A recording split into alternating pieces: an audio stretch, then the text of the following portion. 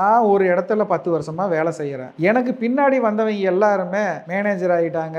அதுக்கு அடுத்த லெவலுக்கு போயிட்டாங்க. நான் மட்டும் இன்னும் அப்படியே தான் இருக்கிறேன். எனக்கு எந்த விதமான பதவி உயர்வோ, ஊதிய உயர்வோ ஒண்ணுமே இல்ல. இருந்தா இரு, போனா போ அப்படிங்கிற மாதிரி ஒரு இடத்துல நான் வேலை செய்யறேன். அப்படிங்கிற மாதிரி பல பேர்த்துக்கு இருக்கும். இதுக்கும் ஜாதகத்துக்கு சம்பந்தம் இருக்கா? நிச்சயமா உண்டு. அவங்க ஜாதகத்துல வந்து பார்த்தீங்கன்னா, இந்த தொழில் ஸ்தானம் கண்டிப்பா பாதிக்கப்பட்டிருக்கும். இல்லைன்னா சனி பகவான் கடுமையா பாதிக்கப்பட்டிருப்பார். ஒருத்தருடைய திதி என்ன திதியோ அதன் ரீதியான பாதிப்பு கூட உண்டு. இப்போ உங்களுக்கு வந்து ஒரு குறிப்பாக சொல்லணும்னா, ஒரு பிரதமை திதி அப்படிங்கும்போது ஒன்று தொழிலோ இல்லை குடும்ப வாழ்க்கையோ அவங்களுக்கு பாதிப்புக்குள்ளாகும். இப்போ அந்த திதியில் பிறந்தவங்க இதை சரியாக கவனிக்காமல் விட்டுட்டாங்க அப்படிங்கும்போது தொழிலில் ஒரு பெரிய இப்போ நல்ல மனைவி இருப்பாங்க, குடும்பம் மகிழ்ச்சி இருக்கும், தொழிலில் மட்டும் அவங்களுக்கு முன்னேற்றமே இருக்காது. அப்போ இந்த திதிகளை சரி செஞ்சோம்னா தொழில் அடுத்த கட்டத்துக்கு போகிறது, இந்த மாதிரியான விஷயங்களை கண்டிப்பாக செய்ய முடியும். இது மட்டும்தான் காரணமான்னு கேட்டிங்கன்னா கண்டிப்பாக இல்லைங்க ஐயா. பல பேர் வந்து பார்த்தீங்கன்னா முன்னோர்களுக்கு செய்யக்கூடிய கடமைகளை சரியா செய்யாமல் இருப்பாங்க.